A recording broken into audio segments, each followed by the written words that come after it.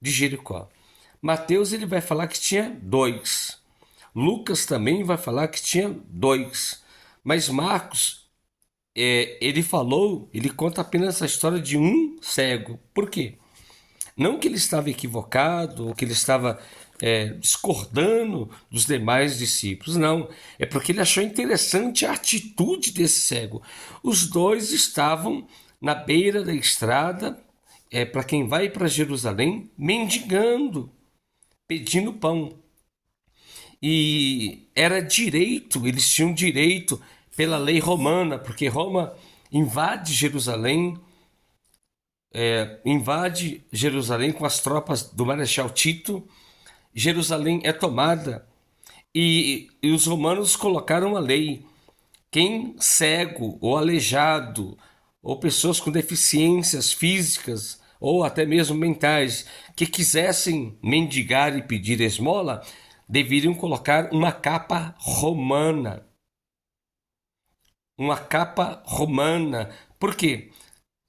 Representava o seguinte, que aquela pessoa estava sob o domínio de Roma e ele tinha a liberdade, pela lei, pelos costumes de Roma, de pedir esmolas e ninguém podia interrompê-lo.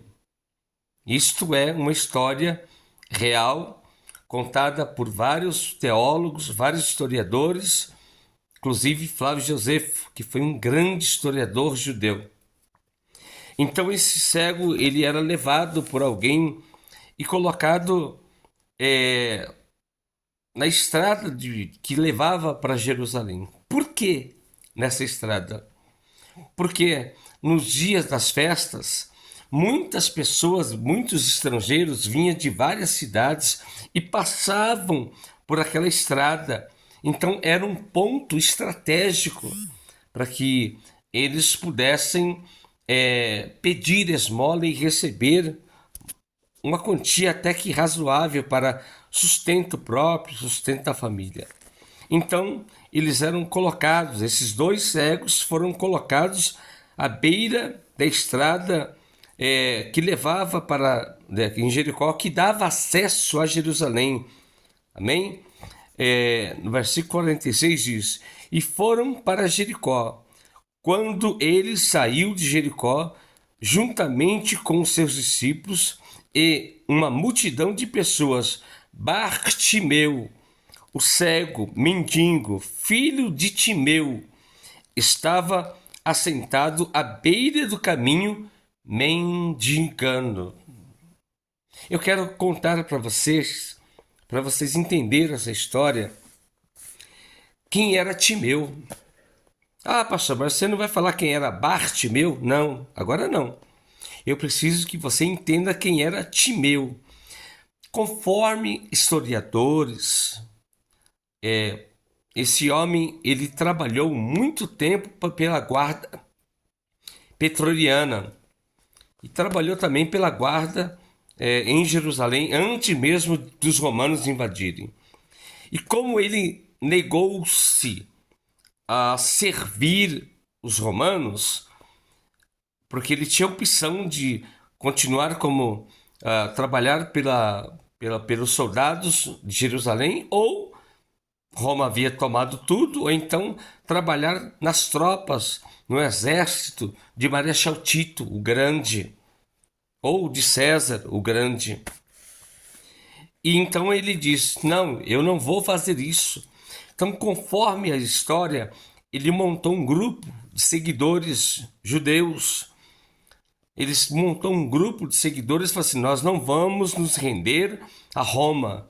Nós não vamos nos dobrar a Roma de jeito nenhum, porque esse homem sabia que Roma representava aquelas pernas da estátua que Daniel viu, que o próprio Senhor Jesus derrubou com uma pedra.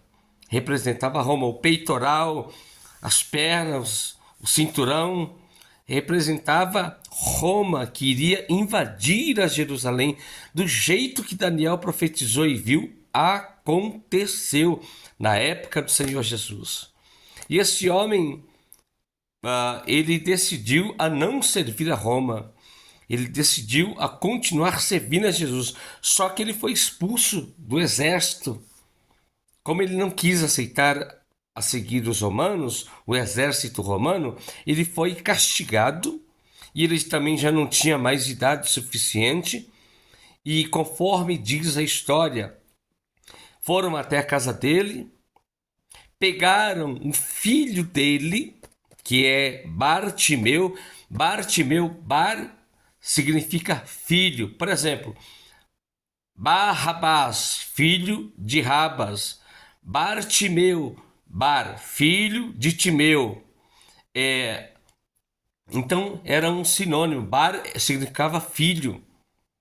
Bar Jonas, filho de Jonas, filho do trovão. Bin Laden, filho de Laden, o grande. E assim por diante. Era uma preposição para ser usado antes do nome. Mas não significava um nome, significava que ele era filho de alguém, como no caso de Bar-Ti-meu. Bar, filho, Timeu, pai de Bar-Timeu. Amém? Então chamavam-no de Bartimeu por ele ser filho desse oficial de Jerusalém que não se curvou, não se dobrou perante o exército romano. Mas o que os romanos fizeram, conforme nos diz os historiadores que estudaram muito a palavra de Deus, inclusive eu, pela misericórdia do Senhor, gosto muito de estudar a palavra. Não posso negar que aprendi muito com o Espírito Santo, com o pastor Sérgio Sabella, que é um grande amigo, me ensinou muito. Eu não perdia uma escola dominical. Eu, para a glória de Deus, me formei em teologia. Nunca deixo de ler a palavra, nunca, sempre Deus está me renovando, me dando mensagens. Então, conforme a história, esses homens, os soldados romanos, entraram no lar de Timeu e falaram: o senhor não quer servir a Roma? Então a gente vai castigar o teu filho. Diz a história que eles entraram, massacraram Timeu, que era o pai de Bartimeu, pegaram Bartimeu, que ainda era jovem, e cegaram os olhos dele. Cegaram. Ele via tudo, mas cegaram os olhos, porque qualquer um que não quisesse servir ao exército romano eram castigados através de cega. Eles pegavam uma brasa com a tenaz e colocava nos olhos da pessoa e cegava os olhos da pessoa.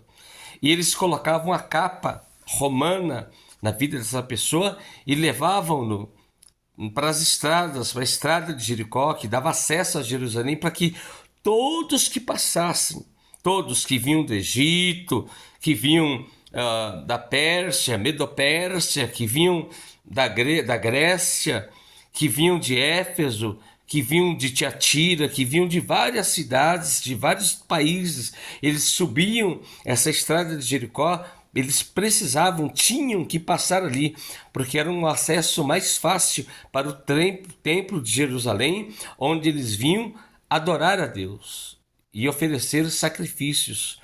Então, eu louvo a Deus porque Satanás pensou da seguinte maneira: bom, eu vou cegar a visão dele, já que ele não quer servir a mim, porque Roma representava Satanás e as forças de Satanás. Aí com certeza Satanás pensou: bom, já que ele não quer me servir, então eu vou cegá-lo e vou colocá-lo lá na estrada de Jericó para pedir esmola e mendigar. E todos os judeus que virem ele com a capa romana vão saber: ele está sob o domínio de Satanás e sobre o domínio de Roma. Mas cá entre nós, foi a melhor coisa que Satanás fez na vida desse moço. Foi a melhor coisa, porque Satanás e os romanos colocaram-no em um ponto estratégico, onde milhares de pessoas passavam, e Jesus estava a caminho de Jericó. Ele saiu da Jericó velha, a Jericó que havia sido amaldiçoada nos tempos de Josué.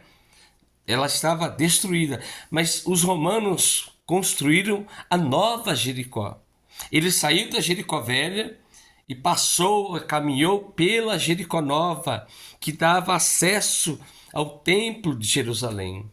Primeira mensagem: Deus vai te tirar das coisas velhas e vai colocar você para você viver coisas novas, caminhos novos, vida nova. Nós vamos começar um ano novo. Com certeza será a tua chance de ver as novidades de Deus. Jesus disse lá em Isaías: eis que vos faço coisas novas. Dá glória a Deus. Amém? Então a primeira mensagem: você vai ser colocado às vezes em uma situação que você vai pensar, puxa, foi o diabo que colocou. Não, é Deus que te colocou nessa, porque é uma estratégia de Deus trabalhar. Jesus disse: as coisas que eu faço hoje vocês não vão entender, mas amanhã vocês vão compreender e dar glória ao Pai Todo-Poderoso. Amém? E a Bíblia diz que os discípulos e uma multidão de pessoas seguiam Jesus. E este homem estava sentado à beira do caminho, mendigando. Ele era cego. Os dois eram cegos. Mas Bartimeu, que não é nome, é um sobrenome, ele era cego, mas não era surdo. Às vezes nós perdemos a visão espiritualmente. A Bíblia nos diz que nós devemos ter a visão além do alcance, visão espiritual, mas também podemos ter audição espiritual, porque os problemas do dia a dia te tornam cego ou surdo ou mudo por completo. Mas Jesus não permitiu que tocassem nos ouvidos daquele cego. Ele ficou cego, mas não era surdo. Diz a palavra de Deus aqui no versículo 47. Ouvindo, pois, que Jesus estava passando, Jesus, o Nazareno, pois se chamava Jesus, filho de Davi, tem compaixão de mim. Segunda coisa que Deus quer compartilhar conosco nessa manhã. Jesus havia aconselhado os discípulos para não chamá-lo pelo nome. Por quê? Porque os romanos estavam procurando quem? O herdeiro de Jerusalém, o homem que viria da descendência de Davi e queria assentar-se ao trono. Mas olha só a ousadia desse cego. Ele diz: Jesus, filho de Davi. Opa! Quando os romanos escutaram isso, quando os soldados romanos escutaram, falaram: como é que é? Jesus, filho de Davi? Não, vamos prendê-lo, vamos crucificá-lo, vamos amarrá-lo e com certeza na Páscoa nós vamos matá-lo. Mas olha o que aconteceu, a coisa importantíssima. Existem pessoas que quando estão à beira da morte, sentindo a morte como eu senti nesse hospital aqui de Santa Marcelina, saindo sangue pelo nariz, meu corpo tremendo e o médico me dando várias medicações e não melhorava. Eu senti a morte. Eu confesso para os irmãos que eu senti a morte, mas eu orei em espírito e falei: Senhor, o Senhor disse que eu vou viver um bom tempo. Eu tenho 54 anos, eu sou uma criança de 54 anos, Senhor.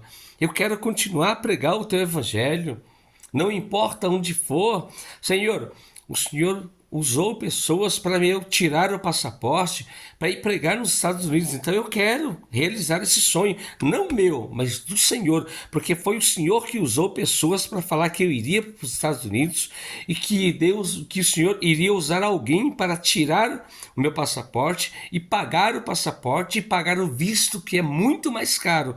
O passaporte é R$ 250, vamos colocar aí $90. $90 mais ou menos, né? Agora deve estar uns $100. Já o passaporte, o visto, é mais ou menos $1.000, quase R$ 1.500, né? Na época foi R$ 900. E graças a Deus, em plena pandemia, eu fui o único. Eu fui no consulado, não tinha ninguém. Aí olharam para mim, pois não, senhor, eu vim tirar meu passaporte. Eu estava com máscara, com todo cuidado. Ele falou, você está com máscara, então pode entrar. Eu entrei, fui lá. Eu não hablo espanhol e nem speak English, mas Deus me deu a sabedoria para falar com a moça. A atendente entendeu perfeitamente e eu respondi todas as perguntas do porquê que eu estava tirando o passaporte. Eu coloquei, não, eu vou a passeio, né? Eu vou a passeio para fazer a obra de Deus, que eu sou missionário e tal, mas eu vou voltar, porque eu tenho 3 imóveis aqui no Brasil e eu não tenho desejo de morar lá. Eu só vou ir mesmo. Aí lá, glória, glória a God, a Deus, né? E aí eu consegui, fiz lá e saiu meu passaporte. Então foi um milagre de Deus. E eu falei, Deus, o Senhor me chamou para pregar aos estrangeiros, para pregar fora do país. O Senhor vai me deixar morrer? E como é que fica a promessa do Senhor na minha vida? Como é que fica a minha situação? Eu estou à beira da morte, eu estou sentindo que eu vou morrer, as minhas pernas estão paralisadas, o meu corpo, os membros do meu corpo estão paralisados, estão formigando e remédio nenhum está conseguindo baixar a pressão. Glicemia foi para 220, era uma diabetes emocional, mas graças a Deus eu estou aqui. Então, esse homem, ele estava sofrendo muito. E o pior de tudo, que quando existem pessoas que estão sofrendo muito, elas não têm fé o suficiente para clamar, para gritar, para chorar e orar, não importa onde seja, e falar, Deus, tem misericórdia de mim. Jesus, filho de Davi, tem misericórdia de mim. E conforme esse cego gritava, as pessoas, os discípulos, eles repreendiam, versículo 46, 48, e muitos o repreendiam para que se calassem, mas ele cada vez gritava mais, Jesus, filho de Davi, tem misericórdia de mim. Por que os discípulos mandou ele calar a boca? Porque Jesus havia dito, não é bom ficar anunciando que eu sou Jesus, o filho de Davi. Não que Jesus estava com medo. Ao contrário, pelo contrário.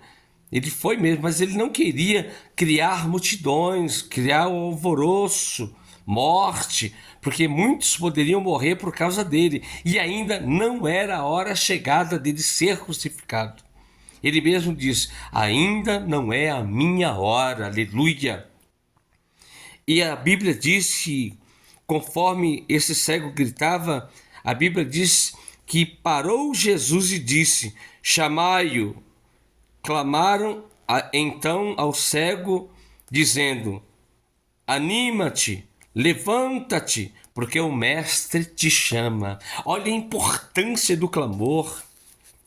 A Bíblia diz lá em Jeremias, clama a mim e responder-te-ei, e anunciar-te-ei coisas boas e firmes que tu não sabes. Jesus disse, tudo que clamardes e pedirdes, crendo ao meu Pai, eu e o meu Pai vos dará, vos fará. A Bíblia diz que Deus escuta o nosso clamor. E quando nós oramos, quando nós clamamos, Ele se levanta do trono dele, aleluia. E Ele já manda o anjo para trazer a resposta, como trouxe para Daniel. Daniel orou, jejuou por 21 dias e o anjo veio. 2 anjos vieram para trazer a resposta da oração de Daniel, mas eles sofreram um ataque satânico nas partes celestiais. E aí vem Miguel, arcanjo, para defender esses anjos que estavam sofrendo nas legiões satânicas, legiões celestiais. E o Miguel, arcanjo, desceu e disse, olha, eu vim para te entregar o que Deus mandou entregar. Demorei porque eu tive que lutar pelos anjos que foram encarregados de trazer a resposta das suas orações, mas eles foram impedidos. Mas eu vim com força, porque eu sou o Miguel, o arcanjo, e eu destruí aquelas potestades, e estou aqui para lhe dizer o que Deus mandou eu te responder por conta do teu clamor. Diga amém. Viu como a oração é importante? E a Bíblia diz que é interessante, as mesmas pessoas que mandaram-no calar, que mandaram o cego ficar quieto, para de gritar porque você está dedurando Jesus, desculpem da linguagem coloquial. Você está alertando todo mundo que Jesus está aqui. Os romanos não podem saber. Ele está com a túnica, ele está coberto com a túnica na cabeça, aos pés. Para de gritar. Aí Jesus parou, porque aquele grito daquele homem era um grito de desespero, mas ao mesmo tempo era um grito com fé, a fé além do alcance, a fé sobrenatural. Ele disse: eu estou ouvindo que Jesus está passando porque a multidão está gritando o nome dele, então eu vou começar a gritar também, e com certeza o Senhor Jesus me curará. E para a glória de Deus, as mesmas pessoas que mandaram ele calar-se foram as mesmas pessoas que foram lá e chamá-lo e dizer: vem, o mestre te chama. Aleluia! O que eu aprendo com isso? O que eu posso compartilhar com você com isso? As mesmas pessoas que estão te barrando, as mesmas pessoas que estão te prejudicando, que estão te dando golpes, que estão machucando você, a tua esposa, os teus filhos, prejudicando você em todas as áreas, serão as mesmas pessoas que vão te abençoar, porque Deus vai usá-las. Deus usa quem Ele quer. Deus usa quem Ele quer, porque Ele é o Senhor soberano. Amém? Guarde essa mensagem para você. Tem um testemunho, de uma pessoa que é contada em várias igrejas. Diz que um casal estava precisando de muito alimento, de comida. E aí Satanás disse que estava na porta dessa pessoa, desse casal. E ouviu a oração deles. E falou: eles precisam de alimento. Aí Deus mandou um anjo, um arcanjo, que é mais poderoso, e disse assim: Satanás, pega a perua, toca no coração daquele homem lá, que Deus que está dando a ordem. Manda ele ir no mercado encher a perua e fala assim, entrega nesta casa e fala assim: Satanás mandou eu trazer essa compra. Aí Satanás fez o que tinha que fazer e chegou a perua de compra. Aí o homem que após entregar a cesta básica, compra, carne, meu Deus, aleluia, nem fala em picanha. Eu acredito que foi muita compra mesmo. Aí o motorista, quando após descarregar, disse assim: olha, foi o diabo que trouxe. Aí a mulher, o homem disse: não tem problema, porque quando Deus quer dar, até o diabo obedece. Aleluia! Amém, igreja? Então, esses homens chamaram esse cego e diz: primeira coisa, tem de bom ânimo. Você precisa ter bom ânimo. A tua alma precisa estar na presença de Deus.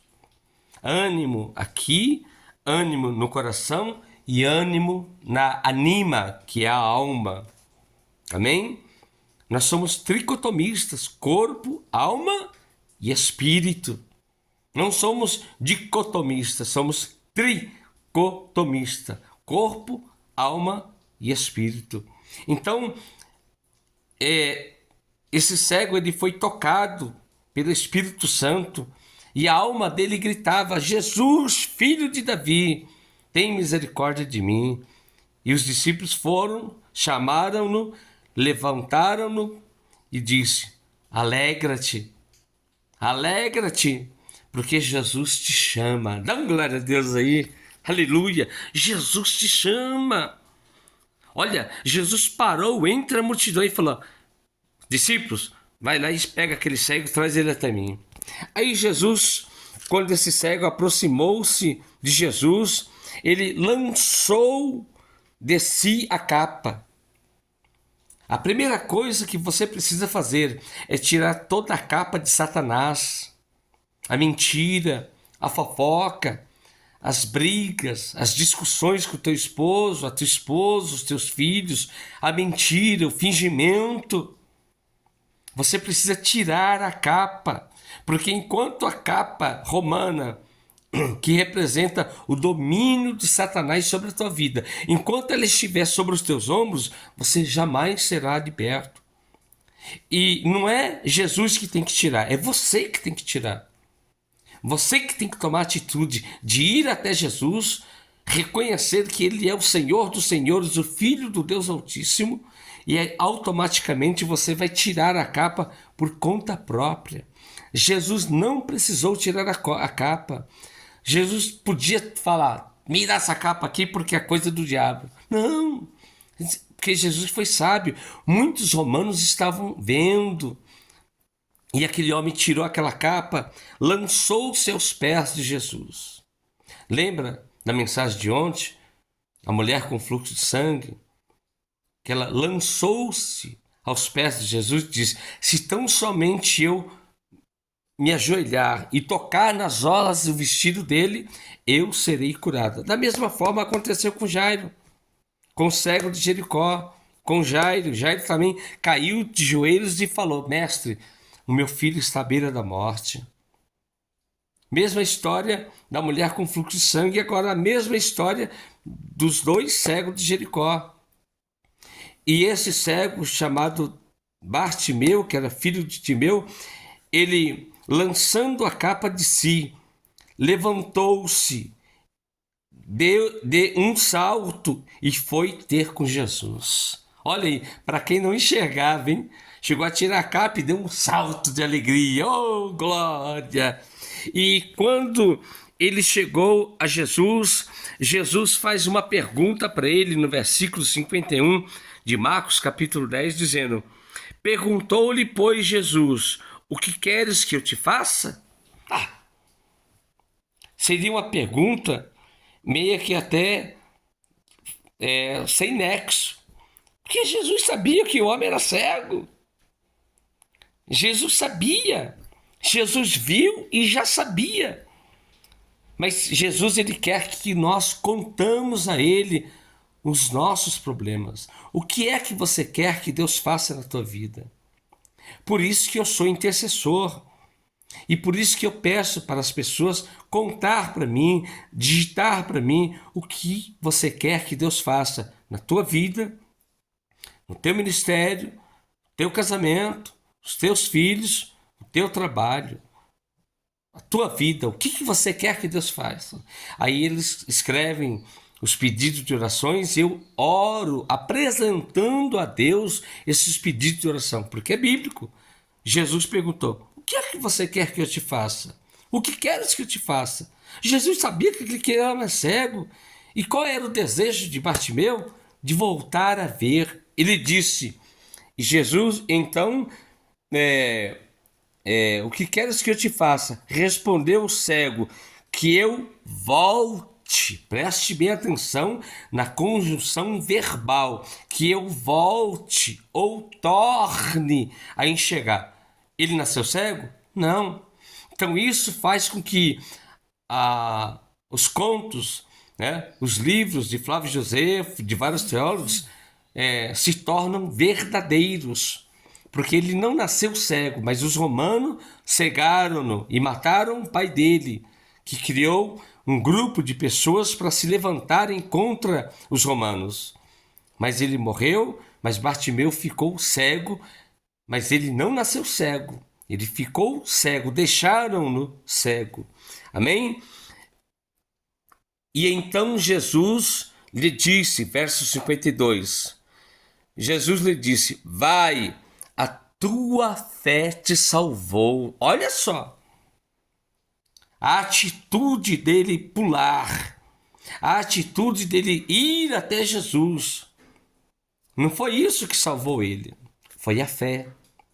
Porque ele sabia que Jesus iria passar ali, aleluia, que calamanchore manai.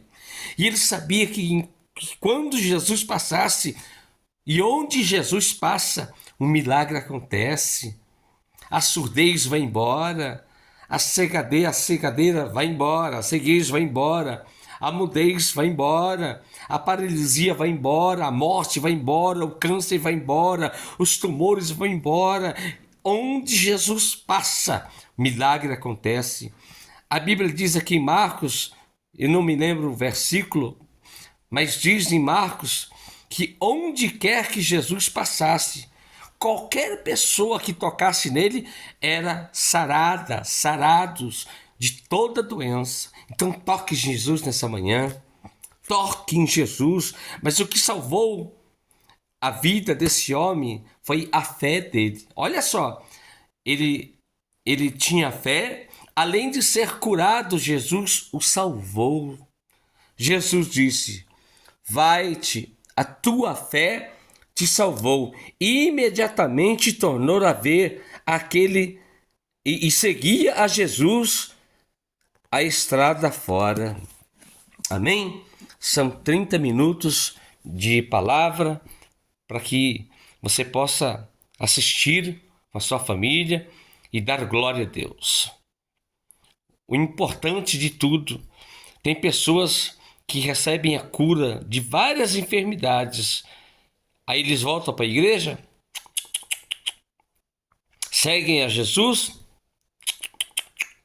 O segredo é receber a vitória e continuar. Eu não vou citar nomes por ética, mas existem muitas pessoas que me ligam e falam: ô pastor, eu quero receber a oração. Eu quero que você seja o meu intercessor diário.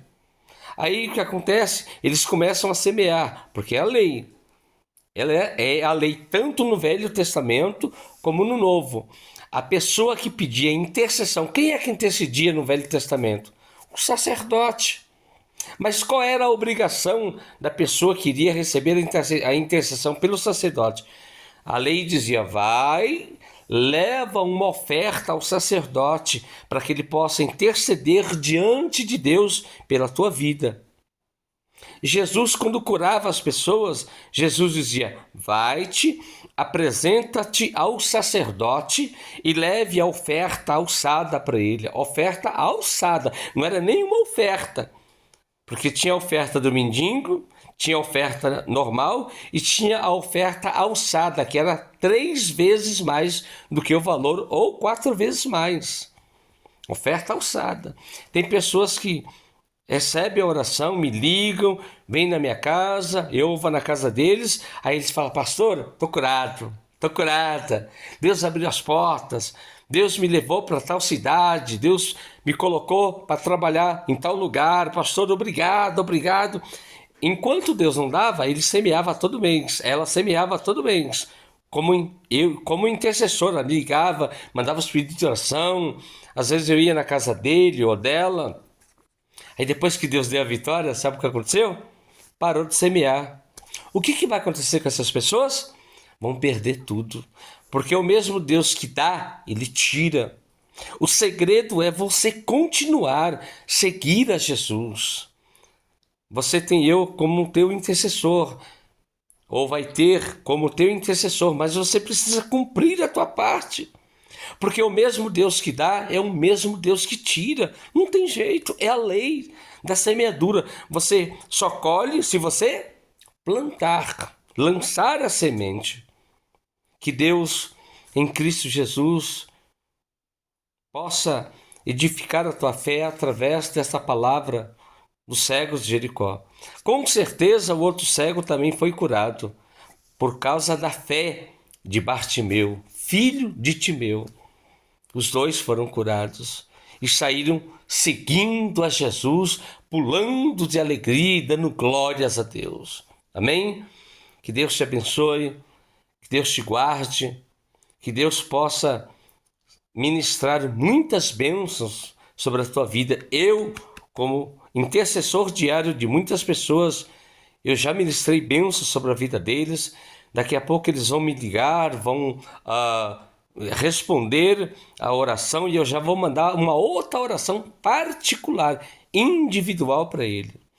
Se você quiser me ter como teu intercessor, me chame pelo telefone DDD 11 991910841. Pastor G.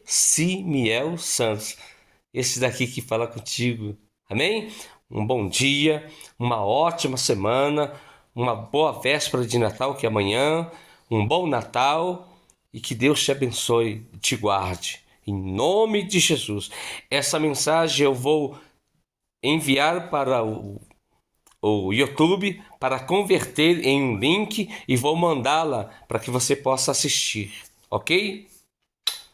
Um beijo em teu coração. Seja abençoado, abençoada.